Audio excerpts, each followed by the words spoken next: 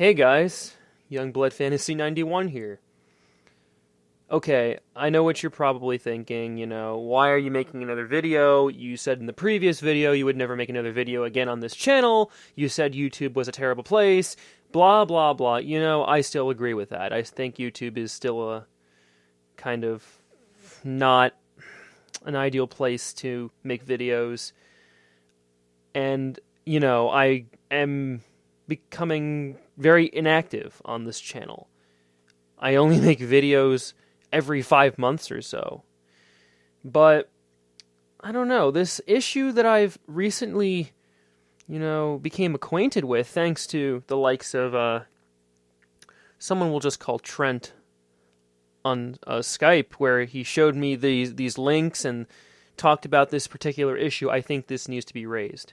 And I think it should be discussed. And what I used to do on this channel is discuss certain issues, so I figure it's germane enough to be talked about. And you call me a hypocrite, whatever. Everybody's a hypocrite sometimes. It's a matter of how often you're a hypocrite, I guess. I just wanted to make this video because I think it's a very important thing to discuss. And I think the overarching theme with regard to this video is the rise and fall of famous or semi-famous YouTube users. The fall always being the same thing. They're exposed for serious, damaging, and debilitating personality and character flaws that ultimately destroy them as people and destroys their reputation. And it also brings up the question of, can you separate the man or the woman from the art? Can you do that? Can you do that effectively? Or do you think the art is immediately tainted and ruined by the bad reputations in question? Think of the director Roman Polanski. He directed Rosemary's Baby and other famous 70s movies. But later he was found out to be, I guess, somewhat addicted to underage women.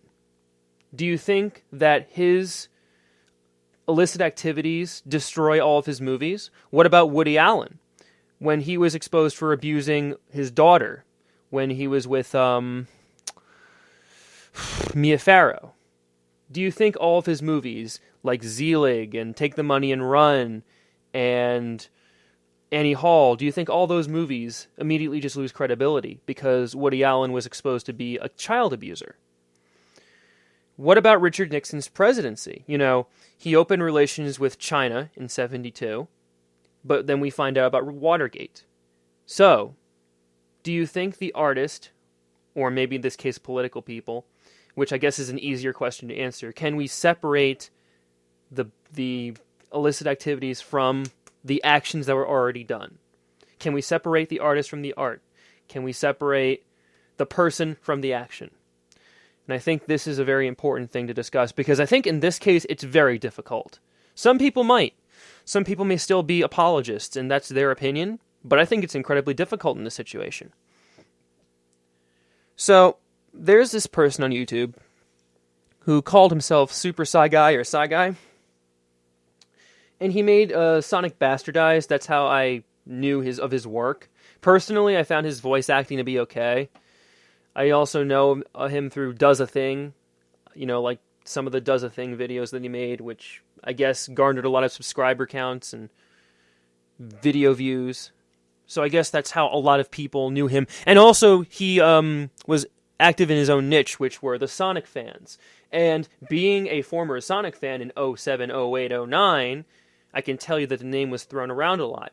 But what I also learned is that while I was in the Sonic fan base, I encountered a lot of degenerates and degenerate activity and stupidity and ridiculousness. And sometimes I questioned why certain people exist. But unlike Psyguy, I'm not going to send hate mail and threaten people over the internet. But see, here's the thing. Psyguy was this guy who had a lot of views and subscribers, I guess. In my opinion, he did. 40,000 subscribers. 100,000 subscribers, around that range. I don't really know how many he actually has, but I'm going to assume like hundreds of thousands of subscribers easily. He had a lot of supporters. And he had a lot going for him, making $300 a month, as he claims, on YouTube by making videos, which I feel is an unsustainable living unless you're like someone as inflated as Philip DeFranco or Amazing Atheist or anybody who has such a huge subscriber count they can actually monetize, like Nigga Higga, you know? Unless you really have a huge base, it's unsustainable. So, I mean, whatever gambit he claims he's making and saying, oh, well, I'm making all this money, I'm making all the right decisions here, you know, he's jumping the gun. And this is coming from like a 26, 27-year-old, so you have to question his ability to reason and his perspective on the world. I'm 22, and I have a part-time job where I'm making $100 a week. And I know that if you multiply 100 by 52, that's $5,200 a year. And that's not a hill of beans. That's just petty cash for maybe whatever you want to do, unless you're paying utilities for your house or saving up for college loans like what I'm doing. But that's beside the point. The point is, Psyguy is somebody who was famous but was recently exposed for a myriad of things, being a controlling person, lying about his relationships, and a hebephilia, or people call it pedophilia. I call it statutory rape, but that's really what it is. I've been reading Tumblr posts, and I've been reading, certain accounts of this guy, and I've also watched part of the video where some of his, former friends does commentary on a video game, a Let's Play that he did. And one of the things that stuck out to me was when they talked about how, in his Skype calls, they were disorganized and a lot of people were in it. I've seen that a lot, especially with people who really wanted to get famous. Now, this is very important. I think this is the cornerstone of the entire video. People who want to get famous are people who say things like, oh, I don't want to get famous. I don't want to find fame on YouTube. But really, in their hearts, they yearn for cash. They yearn for recognizance. They yearn for fans. They yearn for success. And that success goes to their head. They become a maladaptive person, and then they become ultimately just very conceited. They become self-centered. They become these monsters. Whatever. And I've been reading certain chats that he's engaged in with other people, and he's just, I don't know what to think, because he's very condescending, angry, very inclined to rant, and he has this personal vendetta, and he just has this voracious need to show his status and show his relationship status. When he gets involved with girls, especially girls who are 16 and 17, who, quite frankly, only scratch the surface of relationships, those girls are capricious entities. You're talking about high school girls who still don't fully understand what their ideal man is. Granted, they probably might have some ideas, and I'll give them credit if they act more mature for their age, but if you're 26 and trying to engage in a relationship with someone 10 years your junior, you're bound to encounter major issues with that, not only ethically, but also in terms of just what the girl is thinking. And if you're expecting a 16-year-old girl to have the mentality of a 21-year-old, I don't know what to tell you, because they're going to be capricious and they're going to think differently. And trying to control them, trying to control like a free spirit, and trying to control them in general, even if they are your age, trying to control them in general, I think is a very bad idea. It leads to abuse, it leads down a very dark path, and it ultimately causes emotional friction and damage. Maybe even permanent emotional damage. The kind of damage that bites you in the ass later, which is why people made this video.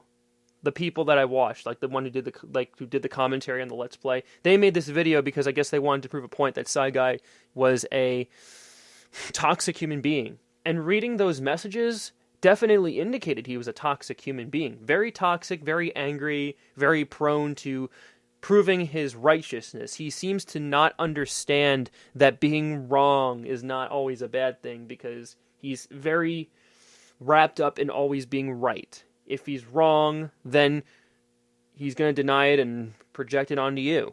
And it's just a very maladaptive and self-destroying, dehumanizing idea.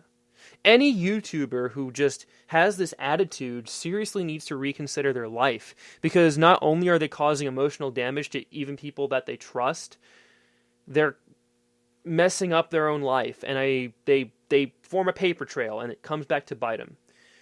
You know, I think the reason why Psyguy had a lot of friends, had a lot of admirers and subscribers, were because they're either yes men or underage girls. Yes men can't distinguish between a friendship and a toxic codependency. And I see that a lot, and I just don't understand, and I try to reach out to them, but they just are so naive to the game. I engaged in them. I was naive to the game. I had friends who wished me the best and tried to care for me, or at least had this facade of caring, but I find out that they're not good people. And in fact, they're only trying to exploit me, manipulate my emotions, push me to one side, force me to agree with them, force other people to agree with them. I mean, that's just not right. That's a control freak behavior. It's very unhealthy. And that's what he was doing. Forced people to believe his side of the story, forced girls to engage in relationships with him, and make other people feel bad. Make his friends feel bad, make his former girlfriends feel bad, and then put the onus on them by saying, oh, it's your fault this is happening. It's your fault that I'm getting these critics, but I'm ignoring them despite engaging in 4,000 paragraph long arguments with you. I don't care, despite writing these long invectives about why you're stupid. I don't care, despite engaging in relationships with you and talking about my critics all the time. I don't care. You see where I'm getting at? They really do care. They really do care about their own notoriety, I guess. To the point where they will stake everything, including their scruples, for everything, for money, from YouTube, $300, for nothing, for absolutely nothing, for making these silly Sonic videos, for making silly Let's Plays, for making silly things, going to conventions. Oh, I'm going to a convention in Europe. You're acting like this is the G20 or the G8. You're acting like you're an American diplomat. You're acting like Benjamin Franklin going to Paris trying to open relations.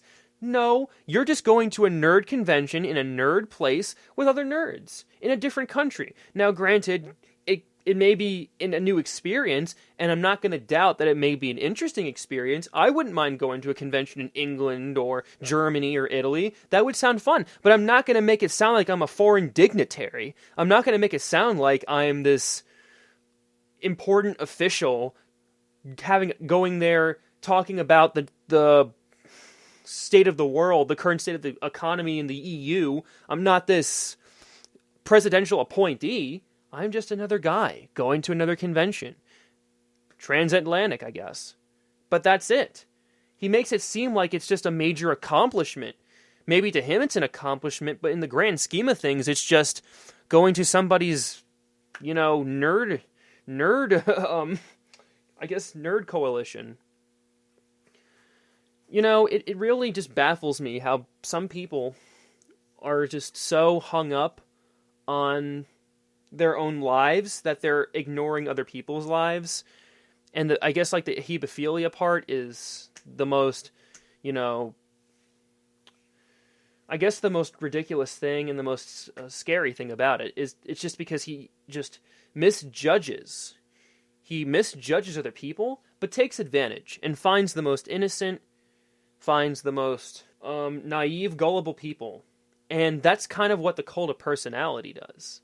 You develop a cult of personality around yourself, and you inflate your ego, and you look like you know everything, you have all the answers, but really you don't. You're just another sad little man living in an internet existence, trying to take advantage of other people. And that bites you in the ass. And I support that sort of exposure, because it seems that this sort of stuff is very hard to ignore. So that comes to the question again. Do we separate the art from the artist? Let me put it to you this way. If he created the Mona Lisa, and we find out that he had sex with underage girls, it's hard, it's kind of difficult, because you're looking at very classic painting, a very wonderful painting, a painting that inspired many, it's hard to separate the art from the artist. Or actually, it is easy, because you're seeing the art as an independent entity, and you're saying this can't be what he is.